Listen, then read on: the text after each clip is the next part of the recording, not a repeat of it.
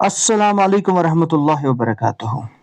जैसे आप स्क्रीन पे देख रहे होंगे, the making of the constitution, इसका मतलब कि जिस लेक्चर का आपको इंतज़ार था, जिसके रिगार्डिंग मुझे बार-बार स्टूडेंट्स फ़ोर्स कर रहे थे, कॉल्स आ रहे थे, आज वो सफ़र हमने फाइनली शुरू किया है। तो हम इस सफ़र में क्या करेंगे, हम 11th और 12th क्लास को कवर करेंगे, पॉलिटिकल साइंस बिल्कुल आपके लिए फ्री रहेगा। जितने भी most important exam oriented questions हैं, सबको हम यहाँ पे कवर करेंगे। जैसे यूनिट नंबर फर्स्ट 11th का है आज, इसमें टोटल 12 क्वेश्चंस हैं और जो सबसे इम्पॉर्टेंट है और उसके बाहर पेपर बिल्कुल भी नहीं आता है, इस चीज़ की हम गारंटी यहाँ पे लेंगे। लेकिन हम इसको 3 पार्ट्स में कंप्लीट करेंगे। आज इसका पहला पार्ट होगा जिसमें ऑलमोस्ट हम 4 क्वेश्चंस कंप्लीट करेंगे। लेकिन शुरू करने से पहले मैं आपसे एक रिक्वेस्ट करना चाहता हूँ। वो ये है कि अगर आपको मेरी ये मेहनत पसंद आती है और ये लेक्चर्स आपकी पढ़ाई में मदद करते हैं, तो चैनल को सब्सक्राइब आप ज़रूर कीजिएगा। क्योंकि इससे मैं और भी जो एनकरेज हो जाऊँगा और मैं बेहतरीन से बेहतरीन लेक्चर आपके लिए बनाऊँगा। और इस वीडियो को अपने दोस्तों के साथ भी आप शेयर कीजिएगा। हो सकता है कि आपकी वजह से कोई एक दोस्त कोई एक इम्पोर्टेंट क्वेश्चन ही तैयार करे। और हमेशा पता होता है हमें कि इल्म को शेयर करना एक नेक काम होता है और जितना ज़्यादा इल्म फैले, उतना ही सबका फ़ायदा होता है। तो इस वीडियो को हम शुरू करते हैं। तो पहला क्वेश्चन जो सबसे ज़्यादा इम्पोर्टेंट है, वो क्या है? वो है why do we need a constitution, जो कि शॉर्ट में से पूछा जाता है, शॉर्ट आंसर्स में। इसको समझने से पहले आपको मैं एक बात बोलना चाहता हूँ। क्या आपके स्कूल में कुछ रूल्स हैं? या मैं ऐसे पूछ सकता हूँ, क्या एक स्कूल विदाउट रूल्स चल सकता है? आपका आंसर होगा बिल्कुल बड़ा नो, सर बिल्कुल भी नहीं चल सकता। जैसे हमारे स्कूल में या आपके स्कूल में स्कूल के कुछ रूल्स होते हैं जो प्रिंसिपल ऑफिस से निकलते हैं और उन रूल्स को हर एक टीचर को, हर एक स्टूडेंट्स को फॉलो करना पड़ता है। सो वैसे ही इंडिया में भी रूल्स हैं जिनको हर एक को फॉलो करना पड़ता है और पूरी कंट्री जो है उसकी वजह से रन होती है and whole the country is running as per those rules. So पहला पॉइंट जैसे ये बोलता है कि कॉन्स्टिट्यूशन की जरूरत क्यों? सर कॉन्स्टिट्यूशन इसलिए जरूरत है बिकॉज ये कॉन्स्टिट्यूशन जो है ना, ये एक सुप्रीम लॉ है। ठीक है ना? सुप्रीम लॉ को समझेंगे। सर कॉन्स्टिट्यूशन सुप्रीम लॉ क्या है? मीन्स इंडिया का सबसे बड़ा और सबसे इंपॉर्टेंट लॉ कॉन्स्टिट्यूशन है। इसको दूसरे तरीके से समझेंगे। मान लो if parliament frames or makes any laws which is against the constitution, then Supreme Court have the power to cancel or we can say struck down that law. इसका मतलब क्या बेटा? इसका मतलब कि अगर उन्होंने अब रूल को बनाया, ठीक है ना, और वो रूल कॉन्स्टिट्यूशन के ऊपर निकला, दैट मीन्स कॉन्स्टिट्यूशन को उसने ब्रीच किया, तो वहां पे उस रूल को एंटरटेन नहीं किया जाएगा। सुप्रीम कोर्ट को उस टाइम पावर है कि वो उसको रिजेक्ट करे। तो बड़ा इंपॉर्टेंट पॉइंट है ये। दूसरे पॉइंट पे आते हैं। तो दूसरा पॉइंट जो जैसे आप अब यहां पे देख ही रहे होंगे, दूसरा पॉइंट क्या बोलता है? It defines the structure, power and the responsibilities को समझो।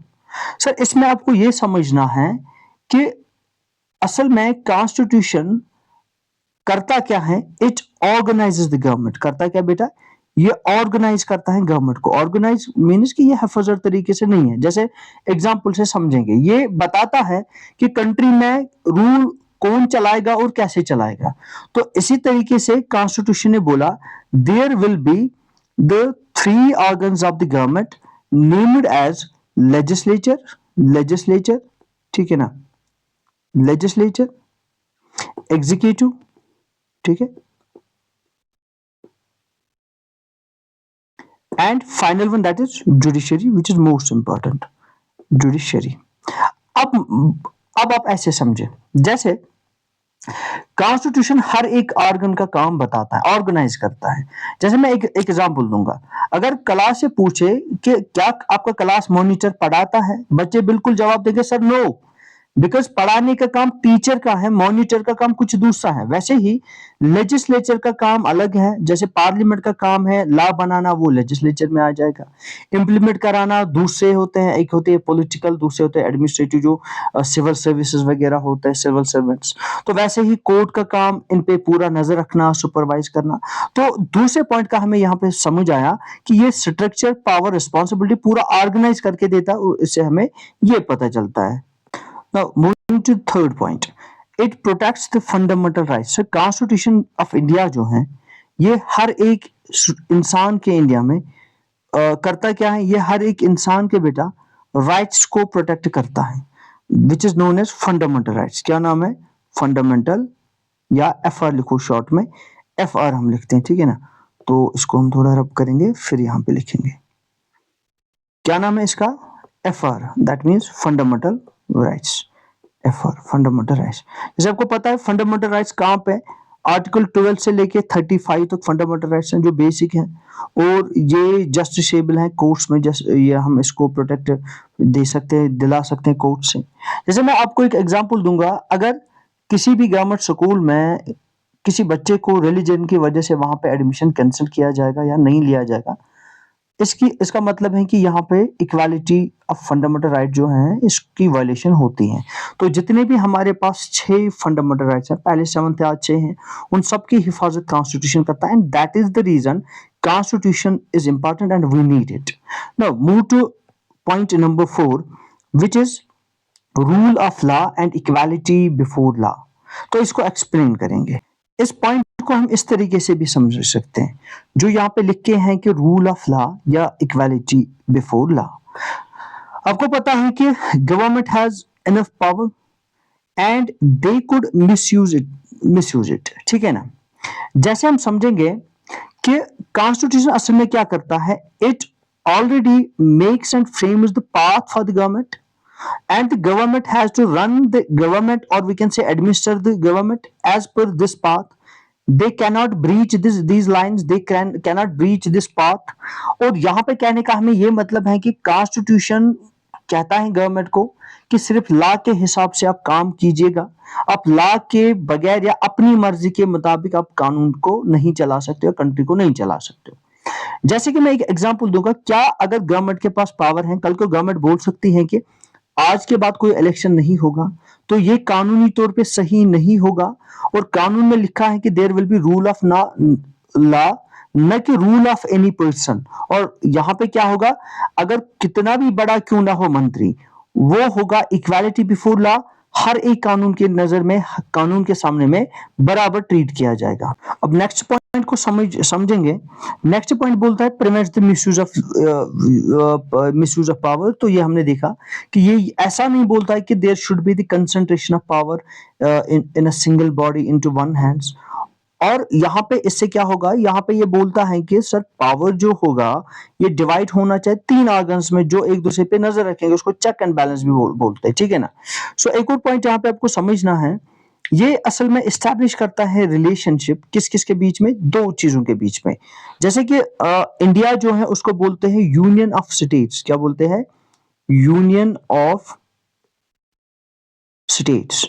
इसके मीनिंग अगर हम दूसरे वर्ड्स में बेटा देखेंगे ना, उसका मतलब है फेडरलिज्म। फेडरलिज्म में क्या होता है? सो फेडरलिज्म में फेडरलिज्म में पावर शेयर होता है between the central government and the state governments. कभी कभार ये होता है कि सेंट्रल गवर्नमेंट ज्यादा इंटरवीन करता है उन सब्जेक्ट्स पे जो स्टेट के लिस्ट में आते हैं, और इसी तरीके से कभी कभार स्टेट कर सकता है वहां पे उनके साथ सेंटर के साथ। तो कहने का यहाँ पे मतलब ये है बेटा कि यहाँ पे जो रिलेशनशिप है ना, वो कॉन्स्टिट्यूशन बिल्कुल डिफाइन डिस्क्राइब पहले से करता है कि वहां पे क्या होना चाहिए, नेशनल यूनिटी कैसे हो जाएगी। जब सेंट्रल गवर्नमेंट ज्यादा इंटरवेन नहीं करेगा स्टेट गवर्नमेंट्स में, इससे कोई नेशनल डिसइंटीग्रेशन नहीं होगा, नेशनल यूनिटी बरकरार रहेगी। एक और पॉइंट समझना है कि यहाँ पे जैसे लिखे हैं, it provides the method to resolve the political and constitutional disputes.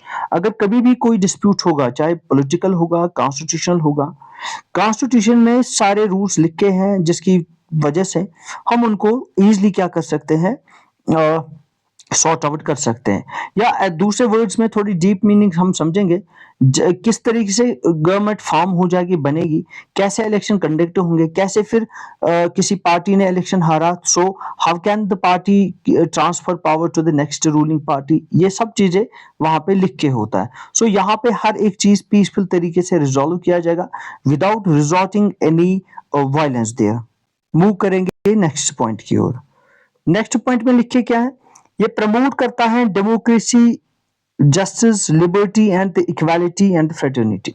Democracy में क्या प्रमोट करता है, सबसे पहले कॉन्स्टिट्यूशन असल में डेमोक्रेसी को प्रोटेक्ट करता है, और प्रोटेक्ट करने के बाद ये हर एक इंसान को राइट देता है कि वो इलेक्ट करे अपनी गवर्नमेंट को, अपनी चॉइस के अकॉर्डिंग इलेक्ट करे, और वहां पे अपने रिप्रेजेंटेटिव्स को चुने। साथ में डेमोक्रेसी के साथ साथ ये प्रमोट करता है जस्टिस सिस्टम को। ये प्रमोट जस्टिस मीन्स कि ये इक्वालिटी को ना, जस्टिस सिस्टम को प्रमोट करता है। जो डाउन ट्रोडन मार्जिनलाइज्ड लोग हैं उनको इक्वल बनाता है, इवन रिजर्वेशंस उनको देता है। लिबर्टी, फ्रीडम हर एक को देता है। इक्वालिटी, इक्वालिटी बनाता है। और फ्रेटर्निटी, भाईचारा, यूनिटी सिटीजन्स के बीच में रखता है। तीसरा, एक और point, it helps in maintaining political stability and national unity and integrity. ये इसी पॉइंट के साथ रिलेटेड है। पॉलिटिकल स्टेबिलिटी आती है, जैसे कि पावर किस तरह से शेयर होगा, सब चीजें अच्छे से किए जाते हैं। नेशनल यूनिटी आती है। सो ये असल में रिफ्लेक्ट करते हैं आइडियल्स को और वैल्यूज को और aspirations of the people. Ideals वगैरह कहाँ पे आपको मिलेंगे कॉन्स्टिट्यूशन में? सर अगर हम आइडियल्स की बात करेंगे, you can check all the ideals of the constitution, all the values and aspirations of the people in the constitution in its beginning, on the page of the preamble. So preamble में क्या है? Preamble is sometimes termed as the identity card of the constitution, in which in this preamble you can check the basic aspirations, the basic consciousness, or we can say the basic priority of the constitution. So you can see here some words, you can say these are the ideals or the values of the constitution which are mentioned in the beginning of the constitution in the page of the preamble. तो यहाँ पे ये reflect करता है कि what actually constitution is going to do in this country, and it reflects all those ideas. Now move to last point of the move to last question, point of the question। हम ये बोल सकते हैं कि ये जो constitution है ना बेटा, ये बहुत ही ज़रूरी है हमारे लिए। सबसे पहले क्यों? क्योंकि इससे हमारे राइट्स प्रोटेक्ट होते हैं, और इसी की वजह से एक गुड गवर्नेंस होते हैं, गवर्नमेंट के पावर का मिसयूज़ ना हो उस पे पूरी नज़र रहती है। जस्ट गवर्नमेंट बनती हैं जिसमें हर एक को क्या मिलता है बेटा? इंसाफ मिलता है। और एक डेमोक्रेटिक सोसाइटी बन जाते हैं जहाँ पे हर एक को गवर्नमेंट चुनने का राइट मिलता है। तो जैसे डॉक्टर बी आर अम्बेडकर ने बोला है, हर एक पेज क्वेश्चन के साथ हम अम्बेडकर का एक कोट देखेंगे। द कॉन्स्टिट्यूशन, आप वहां पे क्वेश्चन में इसको मेंशन कर सकते हो। मेरे ख्याल से आप क्वेश्चन लिखने से पहले इस कोड को जरूर लिख लेना अगर ये क्वेश्चन आ जाएगा। The constitution is not just lawyers document, it is a vehicle of life, and it is spirit is always spirit of age। तो ये बहुत ही एक इंपॉर्टेंट कोट का डॉक्टर बी आर अम्बेडकर साहब ने बोला है। इसको आप अपने क्वेश्चन में लिख के और अपने क्वेश्चन को ज्यादा मजबूत बना सकते हो। तो मूव करते हैं सेकंड क्वेश्चन की ओर। सो दूसरा इंपॉर्टेंट क्वेश्चन आप यहाँ पे देख रहे होंगे, ये भी काफी बार पूछा गया है। क्वेश्चन क्या है? What does the constitution do? Constitution असल में हमारे लिए करता क्या है? तो इसको समझने से पहले आप एक एग्जांपल से समझें। जैसे सोचिए कि अगर एक क्रिकेट मैच होगा ऐसा जिसमें कोई रूल नहीं होगा, कौन कितने ओवर्स डालेगा, आउट कैसे होगा बंदा, या रन्स कैसे वापस करे, मान लो कोई रूल नहीं होगा, क्या ये मैच सही से ठीक से डिसाइड करेगा कौन विनर है? तो जैसे आपको भी पता है इसका जवाब है बिल्कुल नहीं, ये बिल्कुल भी नहीं कर सकता। सो इसी तरीके से कॉन्स्टिट्यूशन भी एक कंट्री का एक, हम ऐसे बोल सकते हैं, रूल बुक है। एक बुक है जहाँ पे रूल्स लिखे हैं, और इस रूल बुक में होता क्या है, ये रूल बुक हमें बताता है गवर्नमेंट कैसे काम करे, सिटीजन्स के राइट्स कैसे प्रोटेक्ट होंगे। तो it tells us all about this.